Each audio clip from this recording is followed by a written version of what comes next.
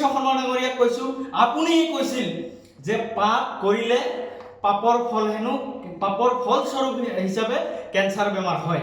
আপুনি মনত ৰখা উচিত, এই যে আবাল বৃদ্ধ বনিতা শিশু সকলোকে যে আপুনি নিৰ্দয়ভাৱে নিৰ্মমভাৱে অত্যাচাৰ কৰি আছে, এয়াও কিন্তু এক ডাঙৰ পৰ্যায়ৰ পাপ। ইয়াৰো বিচাৰ কিন্তু নিশ্চয় সৃষ্টিকৰ্তাই কৰিব। এই কথাটো আপুনি ভালদৰে মনত ৰখা উচিত। আপুনি নাভাবিব যে আপুনি জীৱনৰ কাৰণে আপুনি মুখ্যমন্ত্ৰী নহয়। আপোনাক অসমৰ জনগণে মাত্ৰ 5 বছৰৰ কাৰণে আপোনাক সেইখন গাদীত বহুৱাইছে। আপুনি সেই গাদীখনত বহি মানৱ ধৰ্ম পালন কৰক, আপুনি ৰাজ ধৰ্ম পালন কৰক। আমি দেখিবলৈ পাইছোঁ যে য'ত মুছলমান লোক আছে তাতেই আপোনাৰ চকু, তাতেই আপুনি উচ্ছেদ কৰি এই মুছলমান লোকসকলক হাৰাশাস্তি কৰাই আপোনাৰ একমাত্ৰ লক্ষ্যৰ উদ্দেশ্য হৈ পৰিছে। আমি অসম সংখ্যালঘু সংগ্ৰাম পৰিষদে আজি মানৱ অধিকাৰ আয়োগত গোচৰ ৰুজু কৰিলোঁ।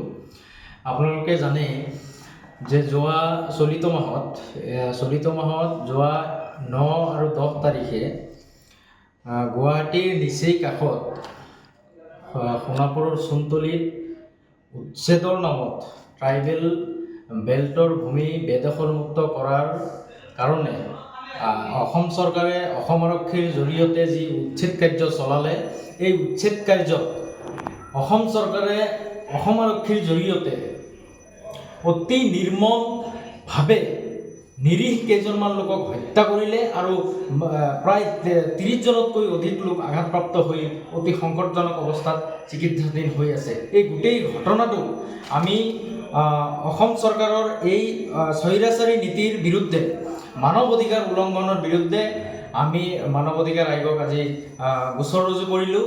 আৰু এটা কথা স্পষ্ট যে অসমত বৰ্তমান হিমন্ত বিশ্ব শৰ্মাৰ নেতৃত্বাধীন চৰকাৰখনে একপক্ষীয়ভাৱে এই উচ্ছেদৰ নামত সংখ্যালঘু মুছলমান লোকসকলক হাৰাশাস্তি কৰা আমাৰ পৰিলক্ষিত হৈছে। যোৱা যিটো সোণাপুৰত য'ত উচ্ছেদ কৰা হ'ল, তাতে কিন্তু তেওঁলোকে কৈ আছে ট্ৰাইবেল বেল্ট এণ্ড ব্লকৰ যি ভূমি বেদখল হৈ আছে, সেই ভূমি বেদখল মুক্ত কৰিব। কিন্তু এটা কথা, সেই ভূমিসমূহ, সেই ট্ৰাইবেল বেল্টৰ ভূমিসমূহ আচলতে সেই মানুহখিনিৰ ওচৰত কোনে বিক্ৰী কৰিলে, এই বিষয়টো কিন্তু কোনেও তদন্তৰ আওতাত নানিলে বা অসম চৰকাৰেও তেওঁলোকৰো কিন্তু দায়িত্বৰ কৰ্তব্য আছিল প্ৰথম অৱস্থাত যে এই দালালসকলে যে সেই নিৰীহ লোকসকলৰ ওচৰত মাটি বিক্ৰী কৰিলে, কাৰণ তেওঁলোক কোনো ধৰণৰ তাতে জোৰ জবৰদস্তি কৰি বহা নাই। সেই মানুহখিনি যদি তেওঁলোকৰ ইতিহাস খুচৰিবলগীয়া হয়, তেওঁলোক ক'ৰবাত নহয় ক'ৰবাত কোনোবা এখন জিলাত, কোনোবা এখন অঞ্চলত গৰাখহনীয়াত সৰ্বশান্ত হৈ ঘৰ বাৰী মাটি ভেটি সকলো হেৰুৱাই পেলাই তেওঁলোকে কিন্তু আশ্ৰয়স্থল বিচাৰি তাতে কাৰোবাৰ পৰা মাটিখিনি কিনি লৈছিলে। গতিকে এই মানুহখিনিক তদন্তৰ আওতাত আনিব লাগিছিল। আৰু অতি দুখ লগা বিষয় এইটোৱেই যে হিমন্ত বিশ্ব শৰ্মা ডাঙৰীয়াই অসম আৰক্ষীৰ জৰিয়তে যি সংঘাত এটা উচ্ছেদস্থলীত সৃষ্টি কৰিলে, এয়া অতি দুৰ্ভাগ্যজনক। কাৰণ ইতিমধ্যে উচ্চতম ন্যায়ালয়েও এই উচ্ছেদ সংক্ৰান্তত তেওঁলোকে জনাইছে যে উচ্ছেদ কৰিবলগীয়া হ'লে, কোনো ঠাইত যদি চৰকাৰী ভূমি বেদখলমুক্ত কৰিবলগীয়া হয় বা উচ্ছেদ কৰিবলগীয়া হয়, তেনেহ'লে প্ৰথমতে পুনৰ সংস্থাপনৰ ব্যৱস্থা সেই ৰাজ্যৰ চৰকাৰে কৰিব লাগিব। কিন্তু কোনো ধৰণৰ পুনৰ সংস্থাপনৰ ব্যৱস্থা নকৰি, কোনো ধৰণৰ আগতীয়াকৈ কোনো ধৰণৰ জাননী প্ৰেৰণ নকৰি তেওঁলোকে সেই মানুহখিনি কেৱল মুছলমান হোৱা বাবে হিমন্ত বিশ্ব শৰ্মা ডাঙৰীয়াই অসম আৰক্ষীৰ জৰিয়তে সেইসকলৰ ঘৰত বুলডোজাৰ চলাই, এক্সকেভেটৰ চলাই ঘৰ বাৰী ভাঙি দি এই কেইবাজনো লোকক তাতে কিন্তু হত্যা কৰিলে। এয়া সম্পূৰ্ণ চৰকাৰ জগৰীয়া, হিমন্ত বিশ্ব শৰ্মা চৰকাৰ জগৰীয়া। অসম চৰকাৰৰ মুখ্যমন্ত্ৰী ডাঙৰীয়াক আহ্বান জনাইছোঁ, আপুনি সংযত হওক, আপোনাৰ গৃহ বিভাগক সংযত কৰক। এই ধৰণৰ যি আপুনি কাৰবাৰবিলাক চলাই আছে, আপুনি নাভাবিব যে আপুনি জীৱনৰ কাৰণে আপুনি মুখ্যমন্ত্ৰী নহয়। আপোনাক অসমৰ জনগণে মাত্ৰ 5 বছৰৰ কাৰণে আপোনাক সেইখন গাদীত বহুৱাইছে। আপুনি সেই গাদীখনত বহি মানৱ ধৰ্ম পালন কৰক, আপুনি ৰাজ ধৰ্ম পালন কৰক। আপুনি মানৱ ধৰ্ম, ৰাজ ধৰ্ম সকলো উলংঘন কৰি আপোনাৰ যি মন যায় তাকেই আপুনি নিজৰ ইচ্ছামতে সকলো কাম কাজ চলাই নি আছে। আমি দেখিবলৈ পাইছোঁ যে য'ত মুছলমান লোক আছে তাতেই আপোনাৰ চকু, তাতেই আপুনি উচ্ছেদ কৰি এই মুছলমান লোকসকলক হাৰাশাস্তি কৰাই আপোনাৰ একমাত্ৰ লক্ষ্যৰ উদ্দেশ্য হৈ পৰিছে। আপোনাক আমি সকীয়াই দিছোঁ যে এই ধৰণৰ কেৱল এটা ধৰ্মৰ মানুহক টাৰ্গেট কৰি এই ধৰণৰ উচ্ছেদ কাৰ্য বন্ধ কৰিব লাগিব।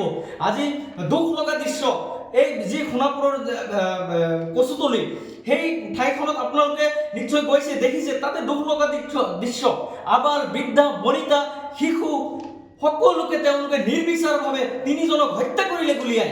তাতে ডিজিপি মহোদয়ে তেওঁ মিডিয়াৰ সন্মুখত বক্তব্য দাঙি ধৰিছে যে তাতে বাংলাদেশী মানুহ, সন্দেহজনক বাংলাদেশী। আমি ডিজিপি মহোদয়ক প্ৰশ্ন কৰিছোঁ যে ডিজিপি মহোদয়ে স্পষ্ট কৰি দিব লাগে যে যদি তেওঁলোক প্ৰকৃততে বাংলাদেশী মানুহ আছিল, সেই মানুহখিনিক বৰ্তমান উচ্ছেদ কৰাৰ পিছত তেওঁলোকক বাংলাদেশলৈ প্ৰেৰণ কৰা হৈছে নে নাই? যদি হোৱা নাই, তেওঁলোক ক'ত বৰ্তমান উচ্ছেদ হোৱাৰ পিছত তেওঁলোক ক'ত আছে? সেই মানুহখিনি ক'লৈ, কোন জিলাত আছে, ডিটেনশ্যন কেম্পত পঠাইছে নেকি? তাৰ এটা তালিকা তেওঁ ডিজিপি মহোদয়ে অতি সোনকালে প্ৰকাশ কৰিব লাগে। লগতে হিমন্ত বিশ্ব শৰ্মা ডাঙৰীয়াক কৈছোঁ, আপুনি কৈছিল যে পাপ কৰিলে পাপৰ ফলস্বৰূপ হিচাপে কেঞ্চাৰ বেমাৰ হয়।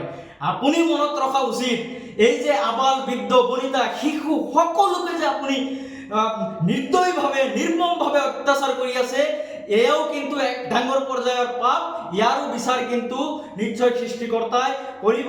এই কথাটো আপুনি ভালদৰে মনত ৰখা উচিত। গতিকে গৃহ বিভাগ আৰু হিমন্ত বিশ্ব শৰ্মাই অতি শীঘ্ৰে তেওঁ সংযত হ'ব লাগে। আমি সংখ্যালঘু সংগ্ৰাম পৰিষদে সংযত হোৱাৰ কাৰণে আহ্বান জনাইছোঁ।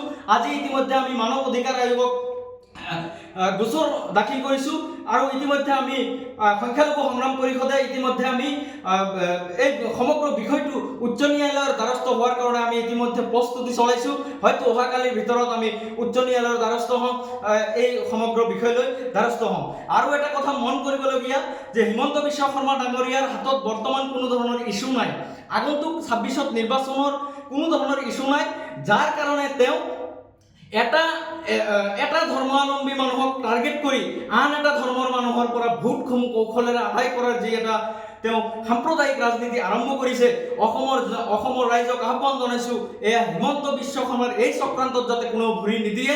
আহি থকা দিনবোৰত হিমন্ত বিশ্ব শৰ্মাক কিন্তু অসমৰ জনগণে যোগ্য প্ৰত্যুত্তৰ দিবলৈ সাজু হ'ব।